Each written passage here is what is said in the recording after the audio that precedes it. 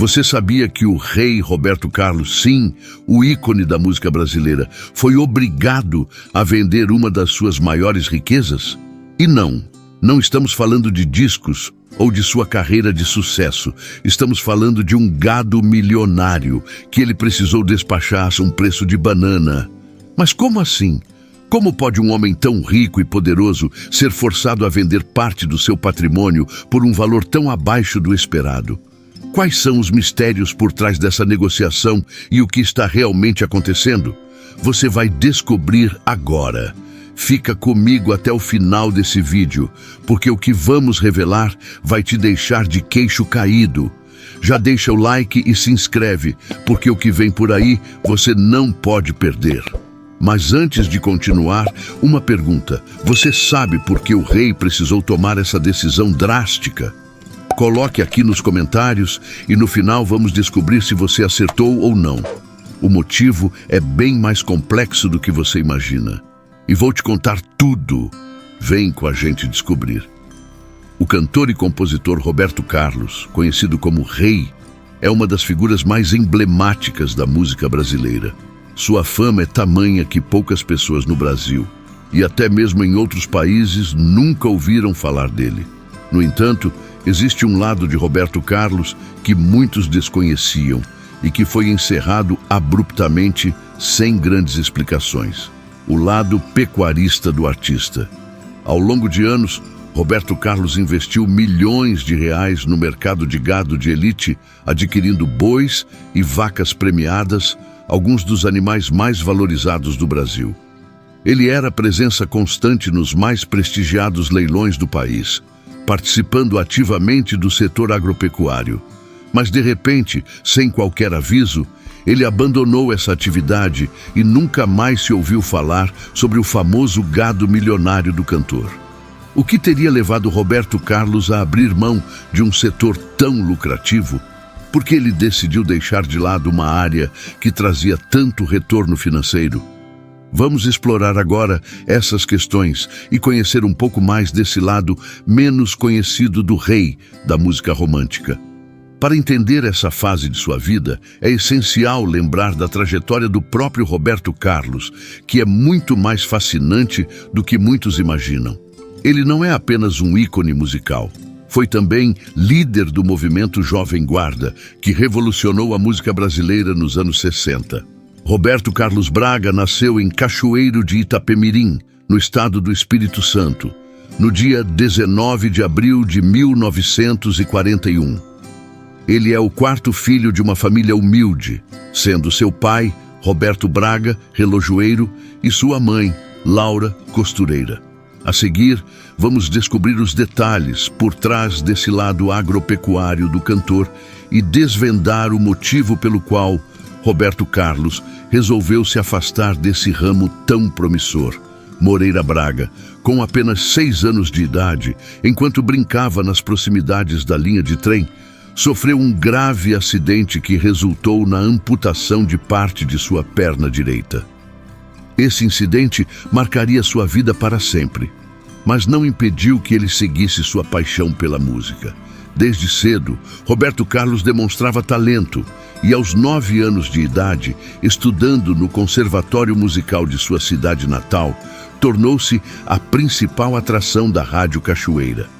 Durante suas apresentações, impressionava o público imitando o cantor Bob Nelson.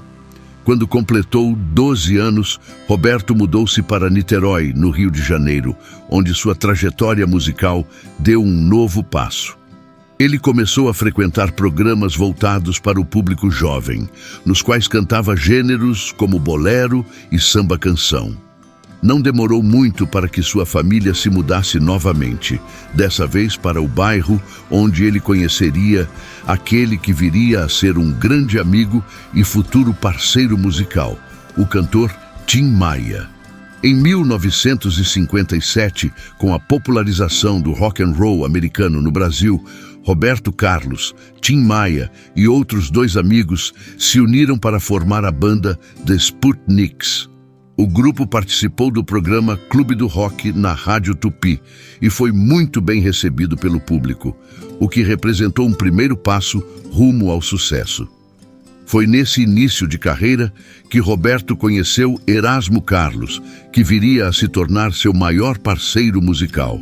Em 1963, Roberto Carlos lançou o disco Splish Splash, que incluía sucessos como Parei na Contramão, O Calhambeque e É Proibido Fumar.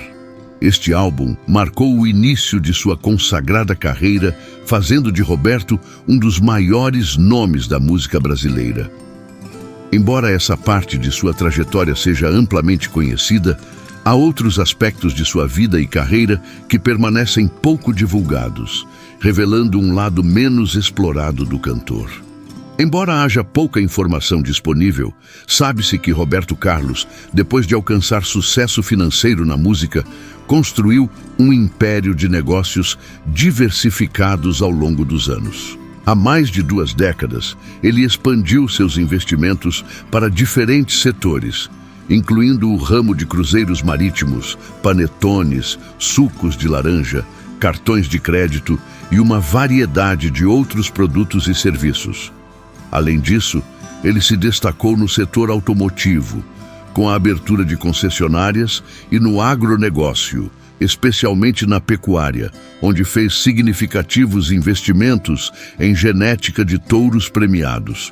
Seu legado no agronegócio, particularmente na pecuária, é lembrado até hoje pelos negócios de grande porte que realizou. Um dos momentos marcantes dessa trajetória ocorreu em 29 de outubro de 2011, durante o tradicional leilão de gado promovido pelo pecuarista Ivan Fábio Zurita, realizado na Fazenda Santa Cruz, em Araras, no interior de São Paulo. Nesse evento, Roberto Carlos marcou presença e realizou aquisições de grande valor, tornando-se o criador de Nelore mais famoso do Brasil. Entre as compras realizadas, destacou-se a aquisição de 50% do touro Rajat F, pelo qual desembolsou aproximadamente R$ 1,5 milhão de reais. Na época, o reprodutor era considerado uma das grandes promessas da bateria de Nelore, da CRV Lagoa. No total, Roberto Carlos investiu cerca de R$ 5 milhões nesse leilão, segundo informações de sua assessoria.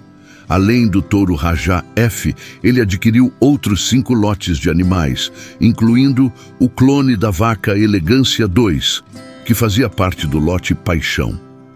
Metade do direito de propriedade desse clone foi arrematada por Roberto pelo valor de R$ 1 milhão, e ele era considerado um dos 10 melhores exemplares de vaca Nelore do país.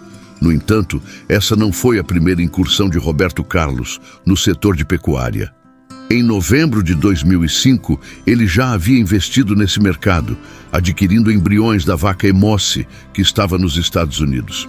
Meses depois, ele e seu sócio desembolsaram R$ 1.800.000 para adquirir a vaca Lady Cisca, considerada a matriz mais completa da raça cimental no mundo todo. Desde o início, o objetivo de Roberto Carlos sempre foi claro: alcançar sucesso e lucratividade em cada novo investimento. Com a reprodução de animais premiados, Lady Cisca alcançou um enorme sucesso. Essa vaca tornou-se amplamente reconhecida como a matriz cimental mais completa e desejada do mundo. Pesquisas indicam que Lady Cisca aparece na árvore genealógica de centenas de animais. Em 2005, Roberto Carlos também fez uma aquisição notável ao comprar o touro King of Africa por R$ 768 mil. O pedigree do King of Africa, da fazenda Zurita, é considerado ideal para cruzamentos com diversas linhagens sul-africanas, destacando-se por sua excelente produção e características como pigmentação ocular, qualidade de carcaça, profundidade corporal e largura de lombo. Naquela época, o cantor também realizou bons negócios com outras aquisições. Ele vendeu Glash Gold Zurita, um filho de King of Africa, com Lady Cisca, por R$ 300 mil. Nos dias 14 e 15 de setembro de 2007, Roberto Carlos fez mais uma de suas aquisições milionárias, comprando 50% da propriedade do touro feitor da Zurita, da raça cimental, por R$1 milhão. Apesar de tantos anos de investimentos significativos na pecuária, as notícias sobre os animais de alto valor de Roberto Carlos subitamente desapareceram. Após esses investimentos lucrativos, desde 2015, o cantor não tem sido visto em leilões e não há registros recentes de suas transações no mercado de gado. Muitas pessoas tentam entender o motivo desse afastamento repentino. Há muitas razões para que Roberto Carlos tenha se afastado do setor rural, mas especula-se que essa ausência esteja ligada ao aumento de sua dedicação ao mercado imobiliário, onde ele tem expandido substancialmente seus empreendimentos em estados como São Paulo, Goiás e Minas Gerais. Essa nova fase reflete uma mudança significativa em seu foco empresarial. Atualmente, Roberto Carlos concentra seus esforços no setor imobiliário, com projetos de destaque como o Horizonte Vital Brasil, localizado em uma área nobre da capital paulista, onde os apartamentos são vendidos por valores que ultrapassam milhões de reais. Além disso, ele é sócio de outras duas comunidades exclusivamente comerciais em São Paulo, uma situada na Zona Leste e outra na Zona Oeste. O primeiro grande empreendimento de Roberto Carlos, como sócio da empresa, foi o Horizonte JK, no bairro do Itaim Bibi, na Zona Oeste de São Paulo. Este edifício possui um design multifuncional, sendo em parte destinado a escritórios comerciais e em outra parte destinado a residências. Demonstrando seu envolvimento e identidade com o projeto, o cantor permitiu que a empresa e os prédios usassem nomes inspirados em suas músicas.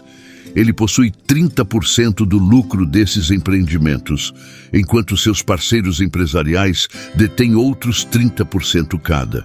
Dessa forma, embora haja dúvidas sobre se Roberto Carlos realmente abandonou por completo seus negócios no setor rural, alguns acreditam que ele ainda possa manter pequenas atividades nessa área, mas de maneira mais discreta, longe dos olhos da mídia. Se você acompanhou o vídeo até aqui, é porque gostou. Para apoiar o canal e permitir que continuemos a produzir conteúdos sobre o meio agro e rural, você pode se tornar um membro do canal. Não se esqueça de deixar seu like, se inscrever no canal e comentar o que achou. Até o próximo vídeo e um grande abraço.